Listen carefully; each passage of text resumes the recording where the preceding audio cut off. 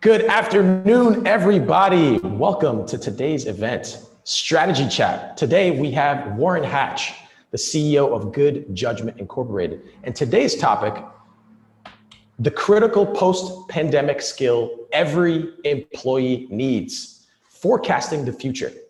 Strategy Chat is a virtual event series hosted by Tech 2025, featuring business thought leaders offering insights and strategies in post-pandemic innovation. Warren Hatch joined Good Judgment Incorporated as a volunteer forecaster in the research project sponsored by the US government. He later became a super forecaster and is now the CEO of the commercial successor, Good Judgment Incorporated.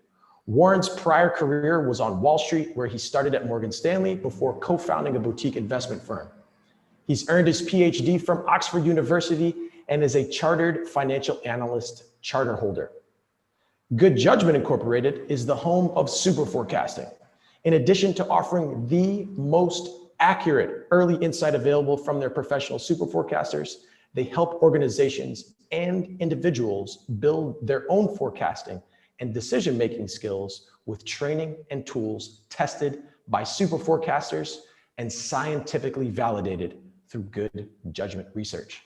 Today, along with Warren, we have our esteemed Charlie Oliver. Charlie is the founder and CEO of Tech 2025, where their mission is to prepare people and companies for a technological future through upskilling and live events. And with that, I open up the floor. Welcome today to everybody to today's session. Charlie, the floor is yours. Thank you so much, Stephen. You're amazing. I greatly appreciate you and everything that you do for us. Stephen is an incredible experiential facilitator, experiential event facilitator. So we appreciate him. I am going to begin by telling you who I am really quickly and why we're having this event and what we do here and why we're so happy that we have Warren joining us today. So one of the things that I can tell you is, first of all, I am Charlie Oliver, CEO and founder of Tech 2025, which was founded in 2017. And it was literally founded based on, number one, things that I was hearing from my clients, and also, which was what's going on with AI, machine learning. How do we get our organizations up to speed? And this kind of fear about the future. Literally, no one had any idea, especially back then in 2016, about what was to come. So the thing that I will say about what we learned and what I learned back in 2016 was that when I launched Tech 2025, I became absolutely passionate about the idea that, number one, if we can't really see the future in terms of the technological future and what we should do very clearly, it isn't because we don't have the tools and we don't have the ability. It's because we're choosing not to focus on that, right? And so with Tech 2025, what we decided to do early on, and this was my passion from day one, was hearing and knowing and being in tech for 10 years and listening to so many people who I know who actually develop these technologies. I know a lot of researchers. I've been very fortunate through Surfresh Media to work with them. I kept hearing a lot of answers regarding the technology, but I wasn't hearing the solutions about what's going to happen to people. So what we do here at Tech 2025 is we focus on helping people, ordinary everyday people like yourself who are just trying to, sort of make a great life for yourself. And we also help companies to plan for and understand the technological future. So to that end, today, we're specifically talking about forecasting, which we've been doing since day one. In the comments, I'm going to put a link. There's going to be a whole bunch of links there. We're not going to put it there just yet, but it'll be pinned at the top, and you'll be able to see the events that we've done about forecasting and predicting and predictive analytics in the past. We've done so many. We've done over 100 events here. So, and we'll also have the speaker information, and you'll be able to contact him and contact us as well. So anyway, to that end, I'm really happy that you guys are here, because forecasting has taken on an entirely new sort of real sense of urgency post-pandemic, or as we come out of the pandemic. And so one of the things that we believe here is that everyone should learn how to forecast, right? Everyone should understand and at least have a baseline sort of skill set with regards to forecasting. So to that end, I am very, very happy, thrilled actually, to welcome Warren Hatch, who is the CEO and actually he's also a super forecaster. He'll explain that to you later, but he's the CEO of Good Judgment Inc. And he joins us today to have this exploratory conversation. We do a lot of exploratory conversations here about what the world and companies would look like if we democratized business intelligence, forecasting, analytics, data, that type of thing. And so we want you guys to ask questions too. So get in the comments and get in the Q&A, and feel free to upload them. And I'm going to be taking them sort of as we go along. All right. Okay, here we go. Here we go, Warren. Let's bring Warren in. Hey, Charlie. Hey, Warren, how are you? All good. Enjoying the fine day here in New York. Finally, we got good weather. It's actually beautiful weather. And I'm not just saying that because I'm like, yeah, it's perfect. I don't even want to like jinx myself here, but yeah, we're enjoying it. And where are you now? Just before we get started. I'm in Midtown West, so the fashion district, at the intersection of the Port Authority, the Lincoln Tunnel, and Penn Station. Ah, I see. Yes, I haven't been in the city in a while, so but I'm close enough. Okay, I'm close enough. So to that end, let me just really quickly, we're going to do a couple of things here, right? We're going to just to frame the conversation, which is really important. We are going to talk about, number one, what a super forecaster is, what a forecaster is. We're going to sort of clarify, you're going to clarify things for us, which is really important. Then we're going to talk about sort of what you do, what that means within the context of enterprise companies, right? Which is the framework of this conversation is enterprise companies and how they might be able to sort of operationalize and scale, helping employees to become forecasters or forecasting throughout the organization. And then we're going to talk about how people and companies can strategically begin to do this. Okay, so why don't we start with you? I would love to know, first of all, what you do, tell us a little bit about, Good Judgment Inc., which is a great company, and how you got started. Sure, yeah. Well, so Good Judgment is the commercial spinoff from a social science research project. And our mission really is to bring probabilistic thinking to evaluate uncertain futures.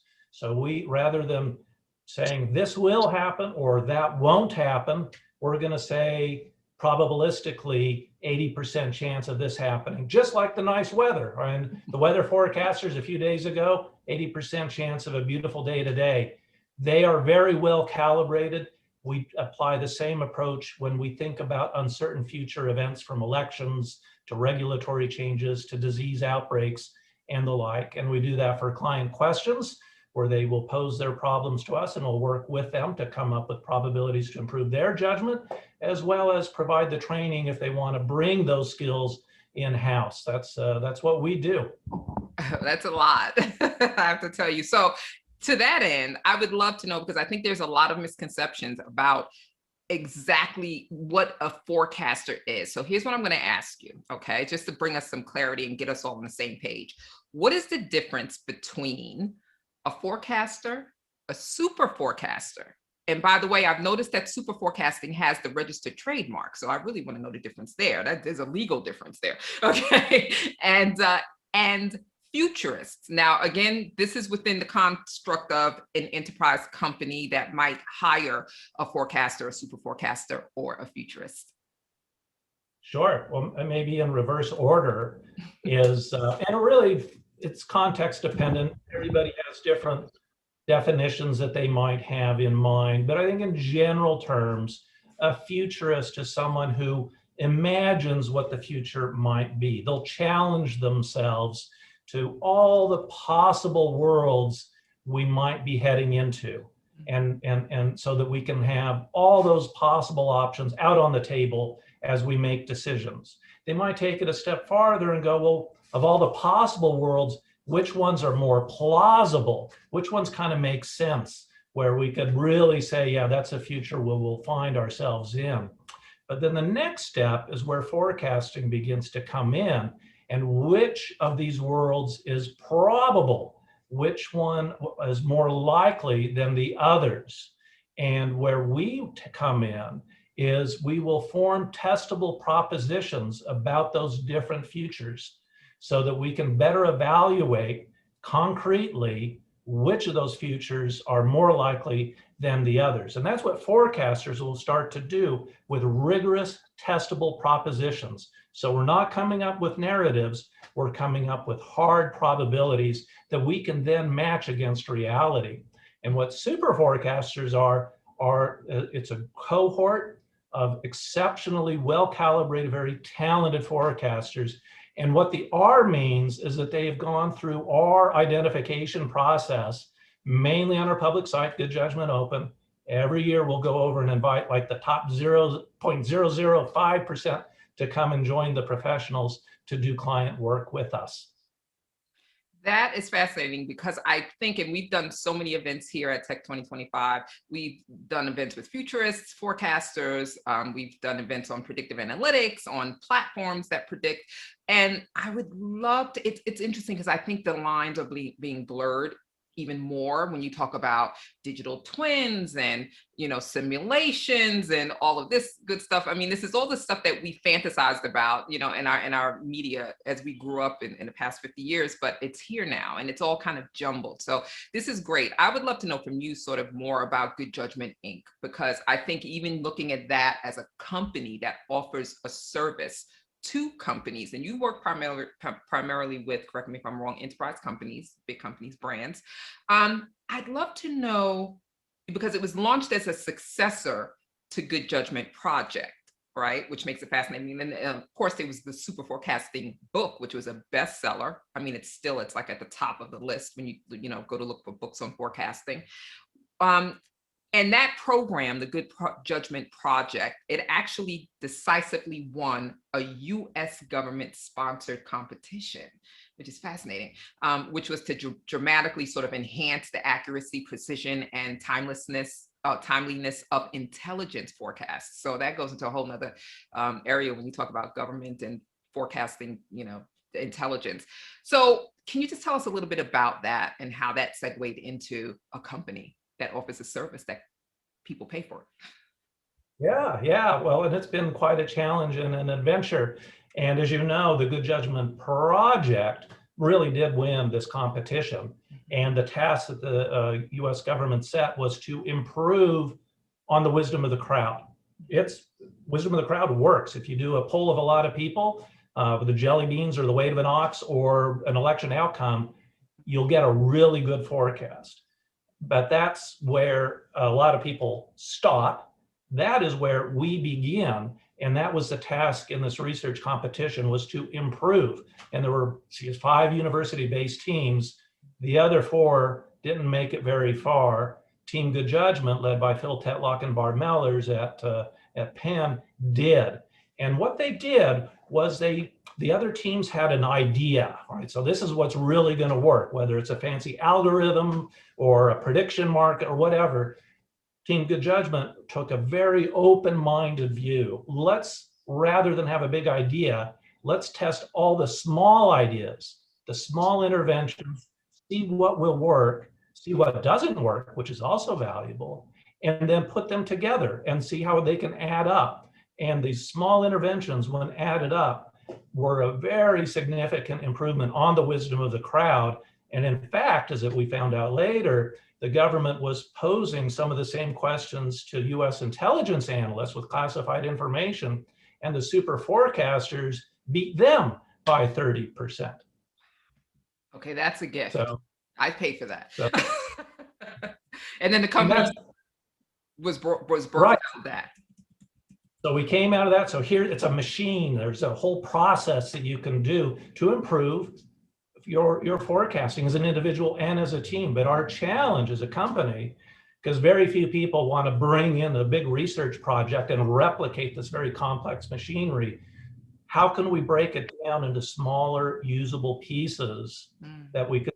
So that was part one, and then go out to the world and find out which of those pieces, which of those products would fit the market. So that was the next thing we did. And that's a very tough learning process. And a lot of people, I'm sure on the call, have gone through the same thing before we really kind of figure out what is it that will really work. And that's where what we've been figuring out now is to provide the super forecasts to clients, which are in government too, mostly enterprise level private sector, but also in the government in the US and elsewhere.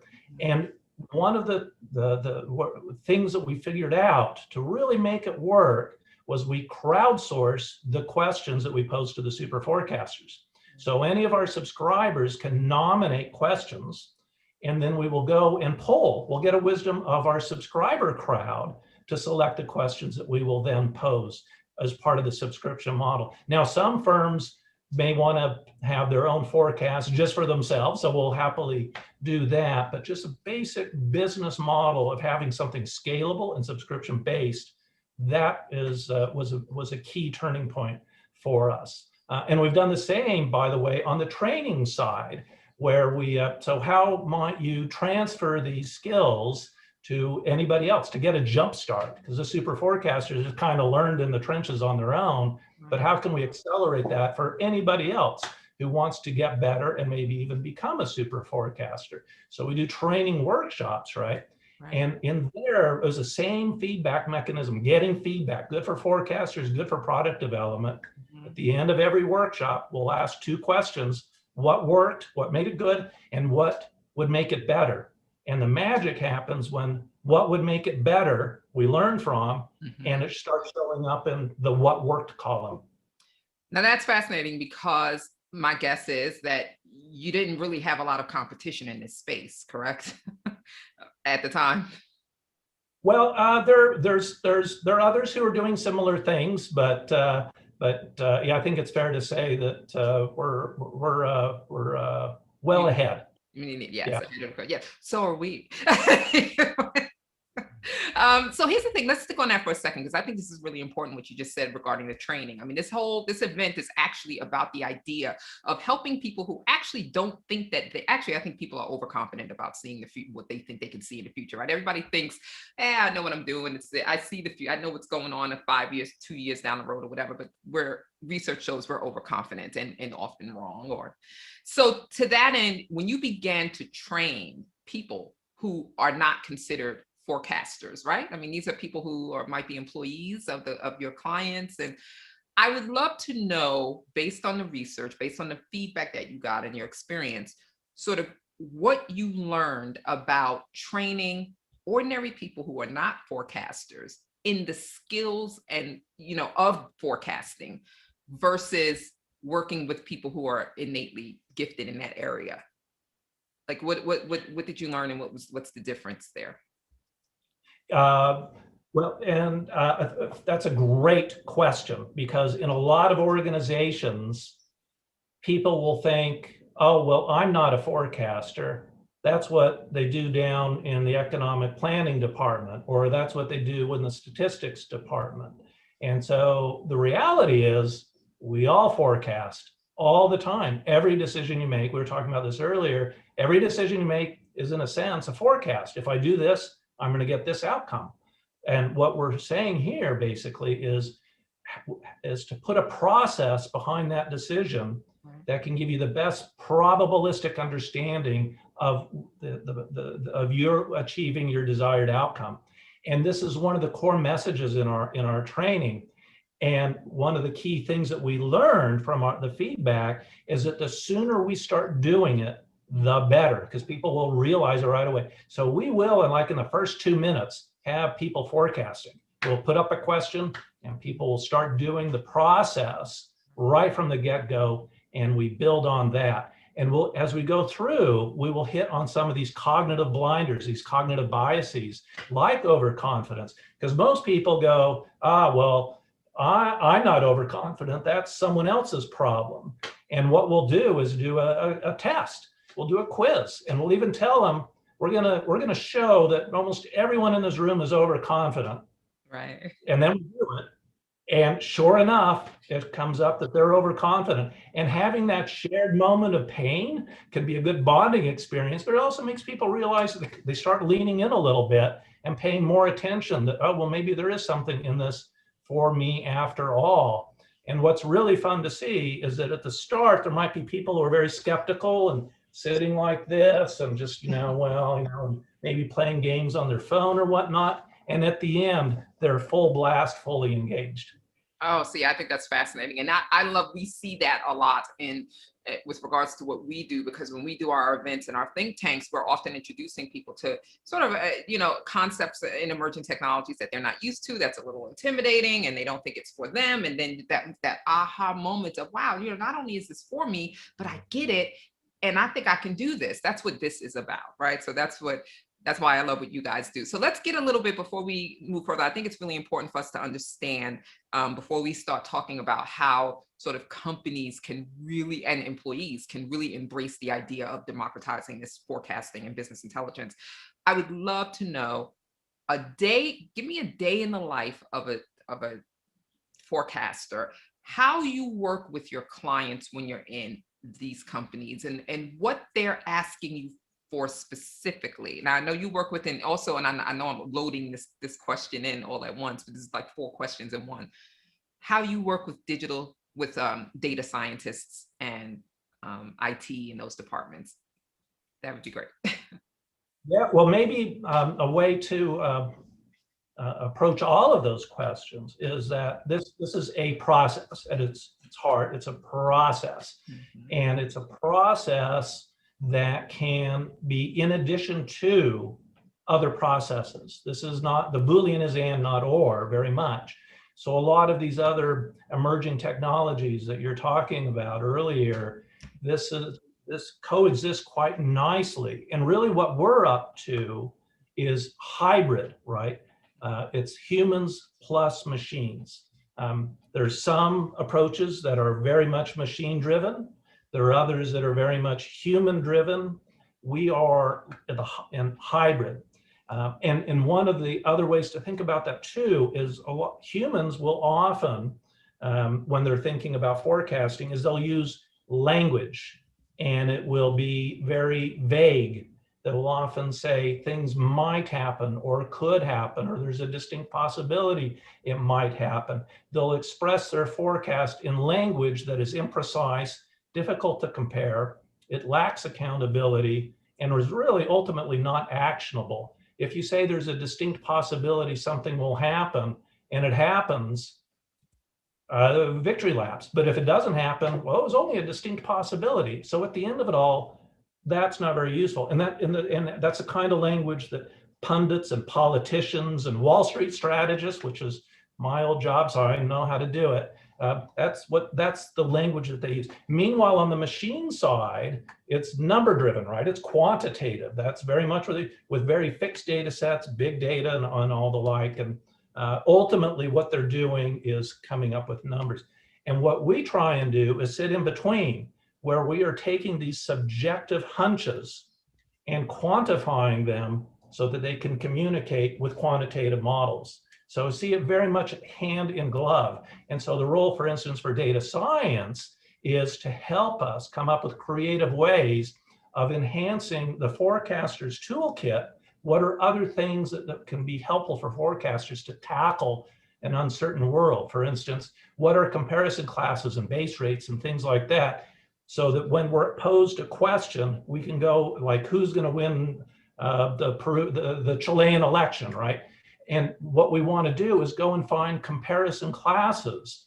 So what's the history in Chile? What's the history in South America? What's the history of presidential elections generally? And just find useful comparison class. And the machines can really help us do that. And things like natural language processing hold a lot of promise to help forecasters do their job better. But then also on the output side, to plug it into the models that the quantitative types will use, because the good forecasters are going to come up with a number, and they're going to come up with a context. They'll make comments, and those comments can be very useful, rich inputs for quantitative models as well. So there's a lot of work for data scientists here.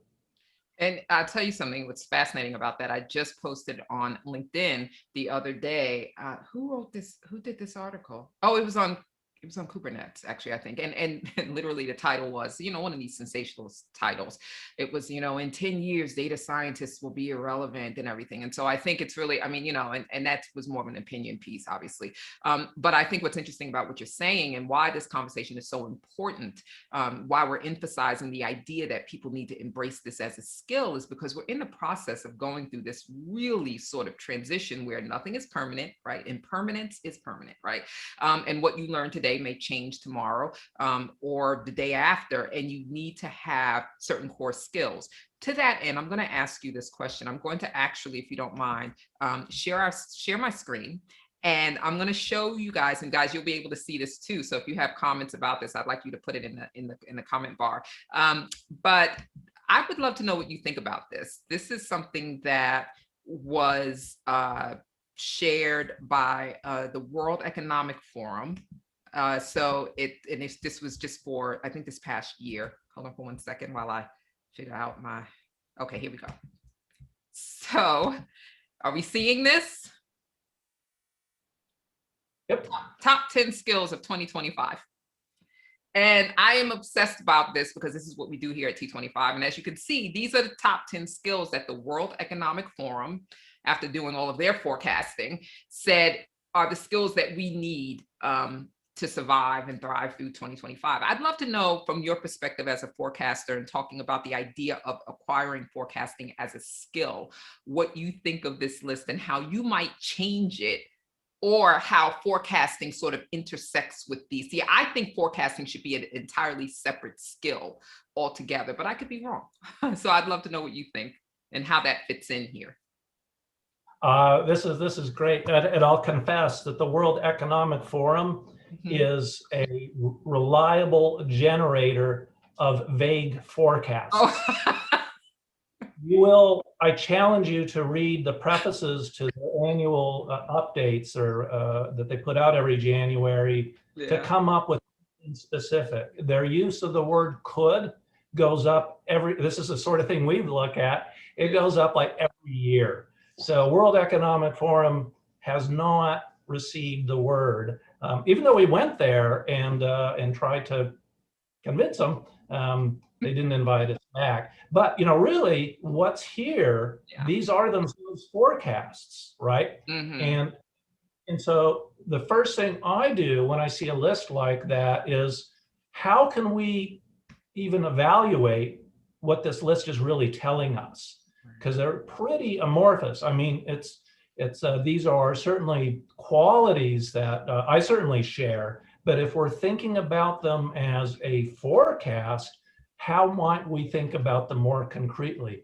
And these are also complex topics too. So what we would do is if we would zero in and say, well, how can we think about this in more concrete terms and come up with maybe a number of different angles to fill out a mosaic and have forecast on that particular topic even, and say, so how important is this really going to be?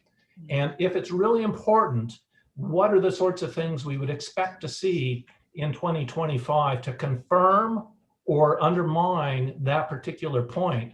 And then we could have greater confidence that this list is right on. And I suspect too, what you might find as you go through that there are some, borrowing from scenario analysis, there might be drivers and indicators for each of these that begin to overlap, and they might be usefully grouped in different ways. So that's what I would do right away, is try and think about it in those terms. Not that any of them are objectionable, but to the contrary, I quite endorse them, but how can we really turn them into something actionable?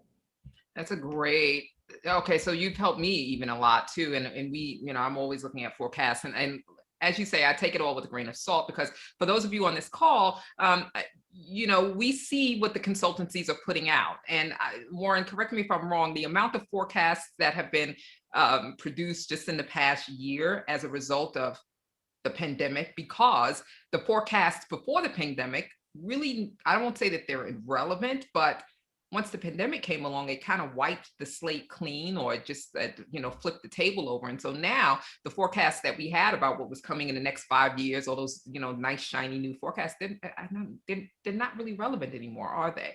So in the past year, we've seen a lot of, we've seen the consultancies publish a lot of forecasts. Is that just me thinking that, or are you seeing that from your perspective? Oh, there are certainly many, but maybe to go back to the earlier part of the conversation, the forecasts are more in the world of futurist, possible and perhaps plausible scenarios. Mm-hmm. It's rare where they actually put their necks out and attach concrete probabilities that we can then hold them accountable to as time goes on. And you're right too, that a lot of these studies that have been building up over the years have been upended because the equilibrium they assumed shifted, and so they're scrambling to catch up. Which is all the more reason, and this is a great segue into the next section of this conversation. And guys, I just want to remind you, first of all, if you're just now joining us, thank you so much for participating in this conversation. It's partially like obviously getting great need to know information, and it's also exploratory, meaning we're trying to figure out how, we believe that forecasting is a skill that everyone should have. It should definitely be somehow operationalized or infused throughout the company, especially and Warren, this is the next question for you. As companies, and I mean across the board, from enterprise down to startups, companies are now in full hyper automation mode, right? Automate everything, right? So according to Gartner, we have between now and 2024, we're going to create 500 million, 500,000 apps, okay? And we don't have enough tech people. We don't have enough software engineers, developers, programmers, or whatever. That's not, we just can't, there's not enough of them. So what's going to happen is we're going to have non-tech people who traditionally have been told that they can't develop these technologies. They're going to be the ones who are going to develop these technologies, these apps with low code and no code, tools. So to that end, it's even better if people can have an understanding of what the data is telling them about what's wanted, what's needed, and everything. So to that end, I would love to know from your perspective, where is the need the greatest with regards to forecasting in organizations, let's say enterprise companies today? I know that in finance and business planning and everything, that's the case. But if you were to say, if a company hired you today and they said, listen, Warren, we really want to get our people, all of our staff, sort of speaking the language of forecasting. That's a little corny, but you know what I'm talking about. Like, we want to get our company up to speed and have employees understand and be able to participate substantively in business forecasting. Where do they begin? What do you look for about how they can start? And I know that depends on each company, but let's give us some idea. Yeah, and it's more, and it's not just us that are engaged in moving this. It's in the air. More and more organizations are really recognizing the value of crowd-based wisdom, thinking probabilistically, holding ourselves accountable, and letting all voices be heard to help inform better decisions, regardless of how the decisions themselves are made, to really surface everything. And what's really valuable, I think, for firms and organizations that are kind of ready to move in that direction, is there's already a lot of wisdom in these organizations. And it's a matter of creating a way for it to be surfaced, right?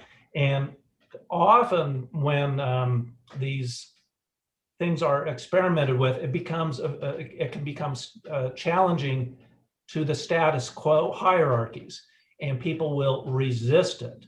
But this kind of an approach that we're talking about here can go across these silos without threatening them and connect with lines of communication, people in those different silos, and be able to surface the different views that already exist in there. And that does a lot of good things for the firms and organizations that do that. One is it brings to light assumptions that might be buried, right? So there's a lot of decisions that get made assuming certain things. And this is a way to see if those assumptions are brought to light and if they are being properly incorporated in the decision itself. Now, do employee, if there's, so like work at home is a great example. We see some firms saying, all right, work at home is over, everybody come back to the office. And there are obviously built-in assumptions to that kind of an edict that could be, even if that's a decision they end up making, going through a process by which everybody is able to have their voice heard makes them feel like they're contributing, so that has value, but it can also surface risks and assumptions that might otherwise go overlooked that can cause problems after the decision is made. That is a world of good.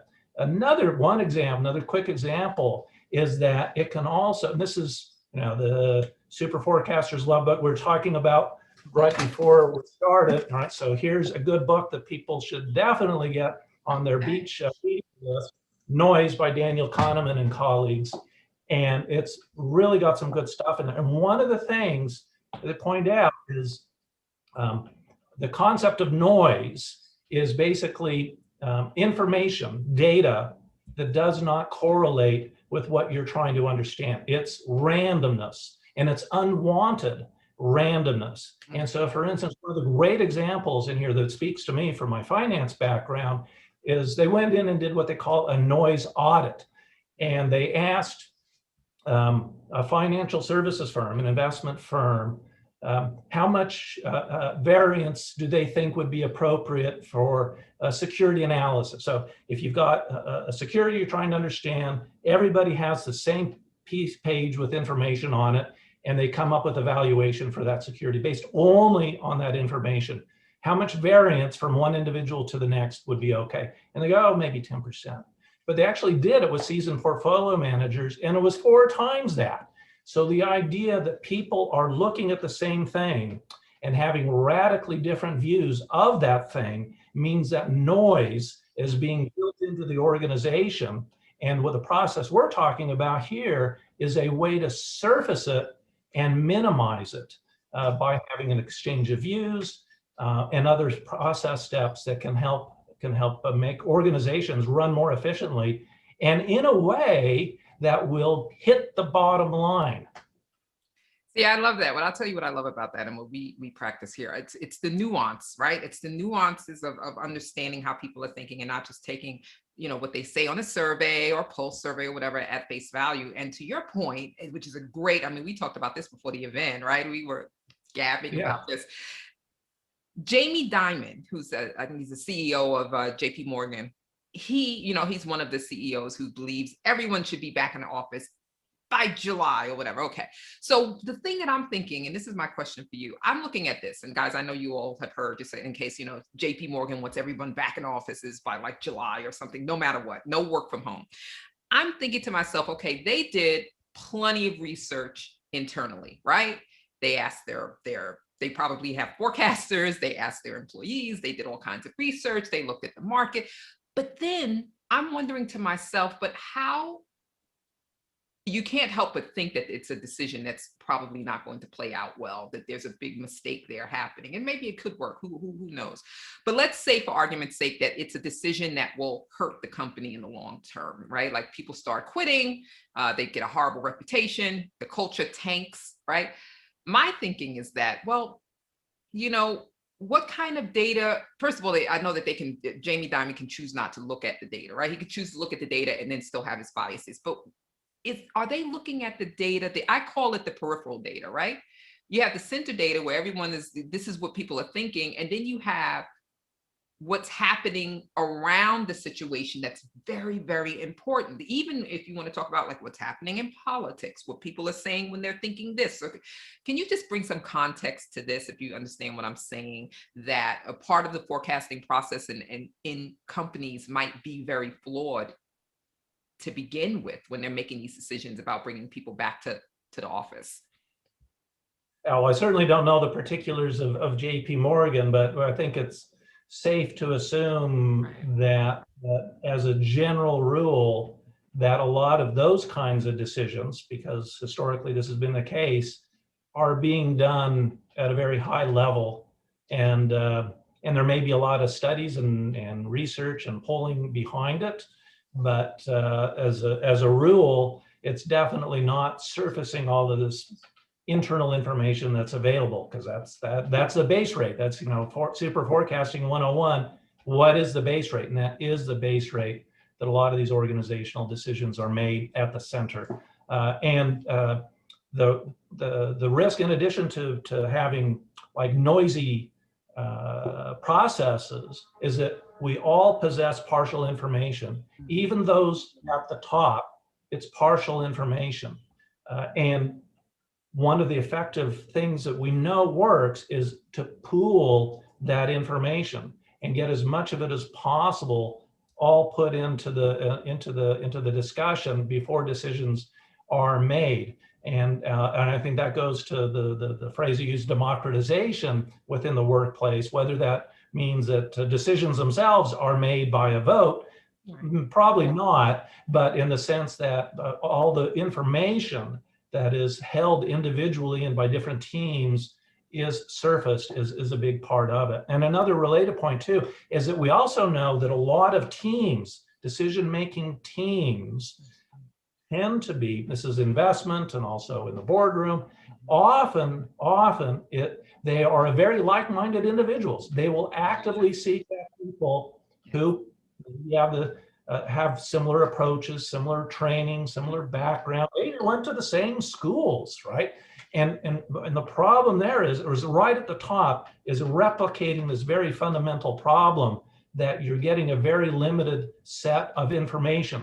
If we're all cloning each other, rather than contributing different perspectives, we're all providing the same piece of information over and over and over and over. What we want is cognitive diversity, different experiences, different perspectives being brought into that discussion to help inform the judgment that's going to be made. That's as critical on an investment team as it is at a board level. And by having that kind of an approach within an organization as a whole, you know, embracing the diversity of views is a way to connect a lot of dots that can help that organization thrive through uncertain times. I'll wager when all the studies get done that the first organizations that have done well over the past year have had those kinds of characteristics. Oh, that's fascinating. Okay, so I have to ask you this because this is I don't know if I'm just repeating what you just said. So do you think then that forecasting, and this is huge because I think companies, we all know companies, they really face a lot of challenges in the next 4 or 5 years. I mean, it's daunting, right? Do you think forecasting can help with regards to cognitive diversity and representation, you know, diversity and inclusion? Do you think that also, you know, sort of having some sort of, you know, democratization of forecasting, that it can even maybe help with some of the ethical issues that companies are going to face, sort of rolling out all of these technologies? I can't help but think maybe there's a correlation there. Is there, or am I like grasping for straws here? I think that's a very sound hypothesis to be tested, is that diversity, cognitive diversity can, but does not necessarily need to overlap with other forms of diversity. But we know that there are areas where it does. And I think it certainly is the case that these other considerations, ethical, equity, moral, where diversity is clearly an important value to be incorporating, reinforces the value of cognitive diversity that these sorts of things can also bring, which is going to make for better decisions, better organizational cultures, more adaptable, thriving, successful organizations as times change, as they do. That's a hopeful note to actually segue on, because I'm always looking for that. We're always, listen, here's the thing, we really need to look for areas of opportunities, right, in systems that we have typically ignored, right? And forecasting has been with us for decades and decades and decades. Nothing new about so-called forecasting, right? But you know, here, what we do at T25 is we're always, I dream about this stuff. I'm always looking for opportunities to allow the voices that are typically not heard to be heard, Okay, so to that end, and I just want to say just really quickly aside, hey guys, if you have any questions, go ahead and leave them now in the chat or in the question bar, and I'll go ahead and start asking them. But to that end, Warren, I would love to know from your perspective, right? Okay, I'm an employee, I'm a product manager, right? I love the way this sounds, okay? And I want to sort of, I like this. I think this could be helpful on my teams, and I want to learn more about this.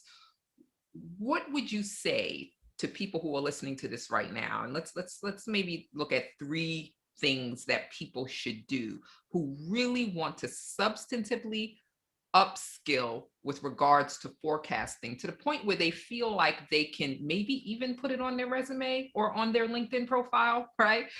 Because it goes without saying that to some degree, if this is going to happen in companies, it will have to also come from the bottom up as well. So what do you say to these employees? Oh, well, the best way to get better is to do it, right? And there are a number of platforms out there where it's free, you can sign up and you can start doing it. Ours is Good Judgment Open, biggest around.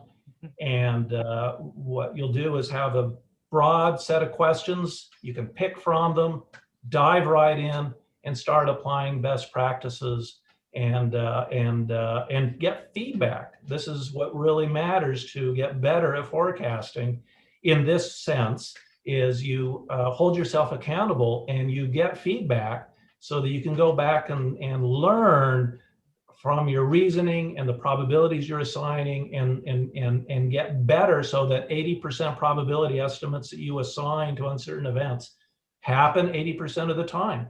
Most people have no idea because they've never gone and tested and found out. So, what do you think the odds of this happening are? And for these sorts of events, there's not as much accountability, but there are ways to do it. And it's just the same as in sports and handicapping, right? So what are the odds that the Broncos are going to win or whatever? I'm not good at sports. My wife is, so I'd have to ask her what that number is.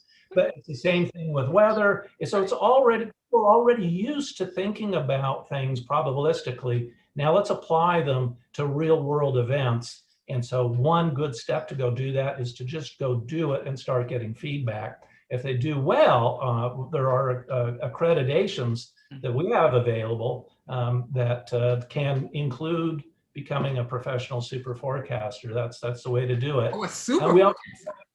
Yeah, that's where we go and that's what I want. That's the way to do it. And we also provide accreditations for people who go through the training and do it on Good Judgment Open and show the best practices of making updates and making comments and all the things that we know correlate with better forecasting. In fact, if you know nothing other than about a forecaster, but that they're making comments versus somebody else who is not, that first person, odds are good, is going to be a much better forecaster for all of those reasons. Wow. And so then let's say, for example, somebody's looking at this right now and they're like, you know what, I really do want to do this. Let's say I want to take a course, one of your courses on super. I know that there are others out there, but what's required? What are the prerequisites? Do I need to, sort of have degrees? Do I need to be proficient in data science?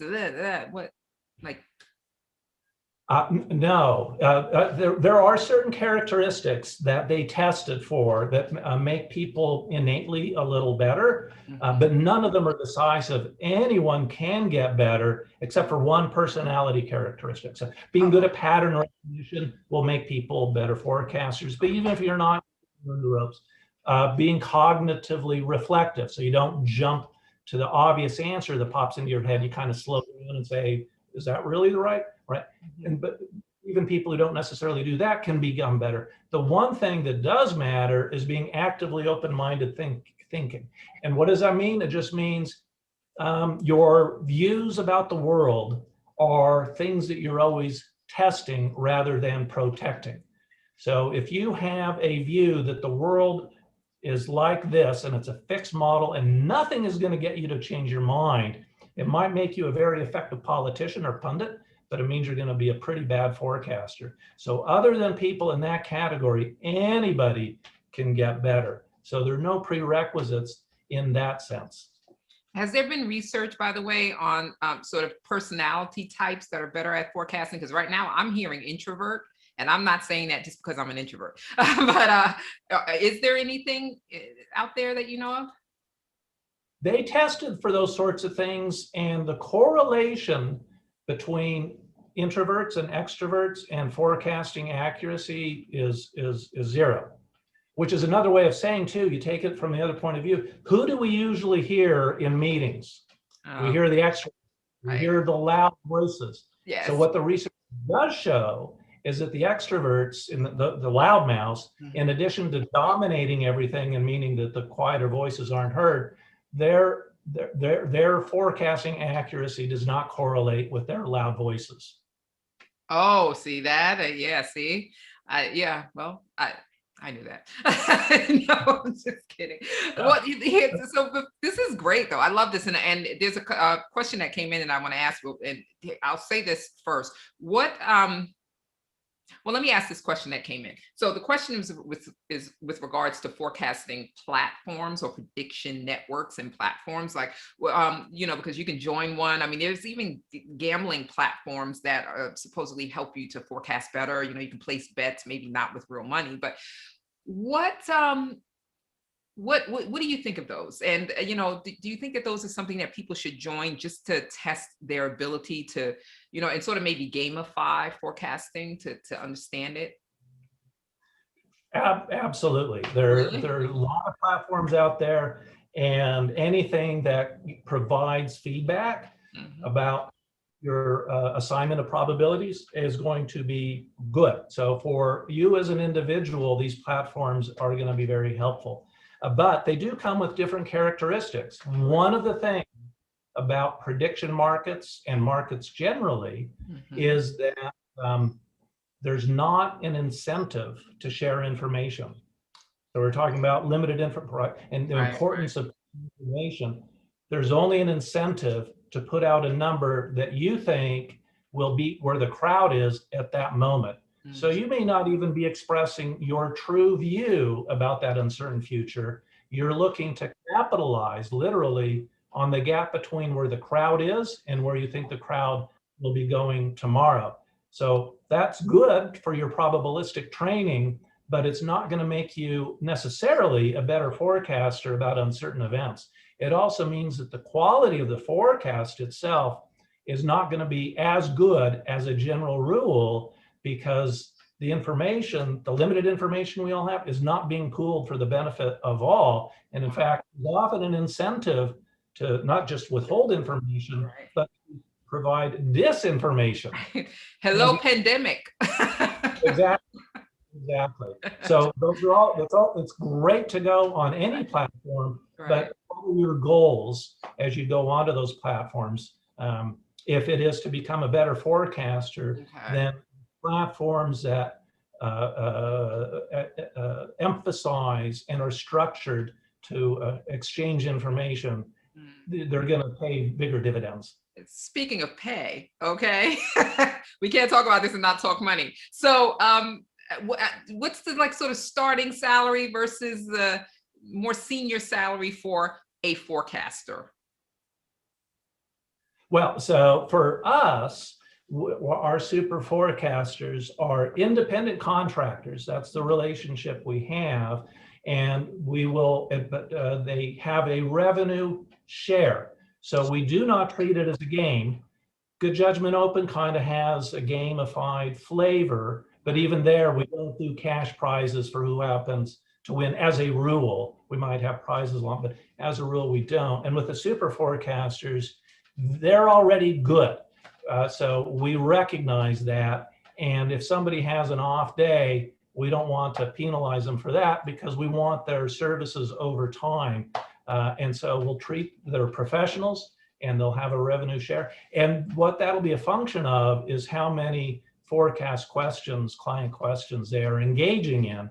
The more, then they do get more. Now, it's not a way to become a bazillionaire by any means. We're still in the early stages of our own business development, but there is pay for those who are good at it and come and join us. Well, that's all the more reason to get these skills now. See, don't be the last one in the door.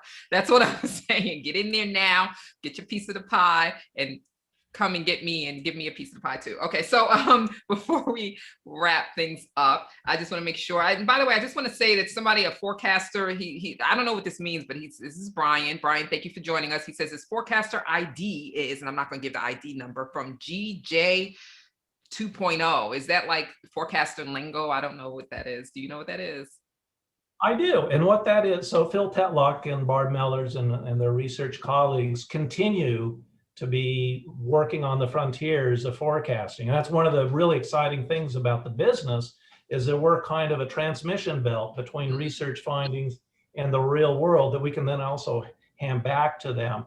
And GJP 2.0 is a more recent research that Phil and his colleagues have been doing, because it's not just about the forecast, it's also about the questions that you pose, which is an entirely new topic, and then also how the critical thinking you might have and the other kinds of tools that you might bring to bear, like counterfactual reasoning was a big part of some of Phil's more recent research. So we're only in the world we're in, but are there ways where we can think about alternative worlds and learn in those alternative counterfactual worlds that we can then apply in this real world? And that's the kind of research that we do. So really exciting stuff there too.